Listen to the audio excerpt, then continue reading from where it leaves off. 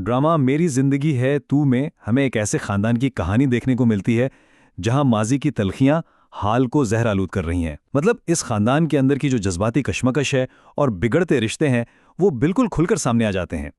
और इस पूरी कहानी का जो मरकजी ख्याल है ना, वो कामयार के इस एक जुमले में छुपा हुआ है। ये दिखाता है कि कुछ जख्म इतने गहरे होते हैं कि उनका भरना आप कह लें तकरीबन नामुमकिन हो जाता है। तो चलिए कहानी के मरकज में चलते हैं, जहां आयरा और कामयार का रिश्ता है।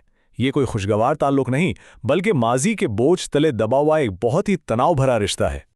और कामयार के रवैये में हमें एक अजीब सा दोहरा म्यार नजर आता है। देखिए, एक तरफ तो वो अपनी दादी से मोहब्बत का इजहार कर रहा है, लेकिन दूसरी तरफ आयरा के लिए उसके लहजे में सिर्फ और सिर्फ तलखी और इल्ज़ाम तराशी है। मतलब उनका रिश्ता एक ऐसी जगह आके फंस गया है, एक डेड लॉक में, जहां से निकलने का कोई रास्ता ही नहीं मिल रहा। कामयार माफ करने को तैयार नहीं और आयरा इस बेमोहब्बत शादी में खुद को कैद महसूस कर रही है। अब होता यह है कि कहानी में एक टर्निंग पॉइंट आता है। एक मेडिकल इमरजेंसी आयरा और कामयार को उसके नाराज वालिद के पास जाने पर मजबूर कर देती है, और बस यहीं से एक शदीद तसादुम की बुनियाद पड़ जाती है। क्लिनिक में जाते ही जो पहला झटका लगता है वो आयरा के वालिद के इन अल्फाज से लगता है।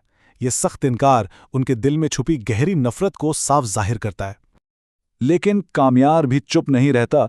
वो फौरन एक ऐसा जवाब देता है जो सिर्फ जवाब नहीं बल्कि अपने ससुर पर एक सीधा सीधा तंज था, जिसने क्लिनिक के माहौल को और भी ज्यादा कशीदा कर दिया। और फिर बात यहां तक पहुंच जाती है कि कामयार सीधा सीधा उनकी पूरी फैमिली की जहनी हालत पर ही हमला कर देता है। ये वो लम्हा है जब झगड़ा खानदानी मामले से निकलकर जाती हमलों की जंग में बदल जाता है।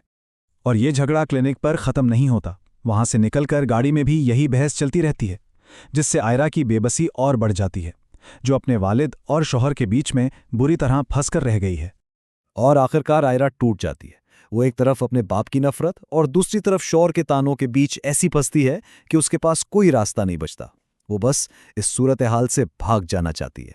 तो अब देखते हैं कि इन सारे झगड़ों का, इस तकलीफ का इन किरदारों पर नफसियाती तौर पर असर क्या होता है। वो सब अपनी अपनी नाराजगी की कैद में फंस कर रह जाते हैं।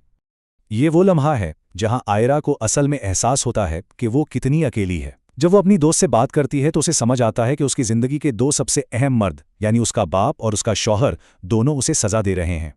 ये एहसास उसके दर्द की गहराई को जाहिर करता है। और यहाँ इस पूरी सूरत हाल का सबसे अहम पहलू ये है कि दोनों मर्द अपनी अपनी जगह पर अड़े हुए हैं। दोनों अपने नुक्ते नज़र पर कायम हैं और माफ़ करने को बिल्कुल तैयार नहीं, जिसकी वजह से आयरा बीच में पिस रही है। तो यहां से हम कहानी के एक और बहुत ही अहम हिस्से की तरफ आते हैं, मजबूरी। ये जाहिर होता है कि ये खानदान अब मोहब्बत की बुनियाद पर नहीं बल्कि मजबूरी और जिम्मेदारी के एहसास पर चल रहा है। मजबूरी का मतलब क्या होता है? यही ना कि आप कोई काम दिल से नहीं बल्कि किसी दबाव में आकर करते हैं। और इस ड्रामे में हर किरदार शायद इसी मजबूरी का शिकार है। उसको समझना कहानी को समझने के लिए बहुत ज़रूरी है। और ये मजबूरी का सिलसिला हमें इन वाक़यात में साफ नज़र आता है। सबसे पहले दादी कामयार से कहती हैं कि आयरा को अस्पताल से ले आए। कामयार का दिल नहीं होता, लेकिन दादी की वजह से मान जाता है। फिर वो आयरा से माफ़ी मांगता है, लेकिन वो भी बिना दिल के।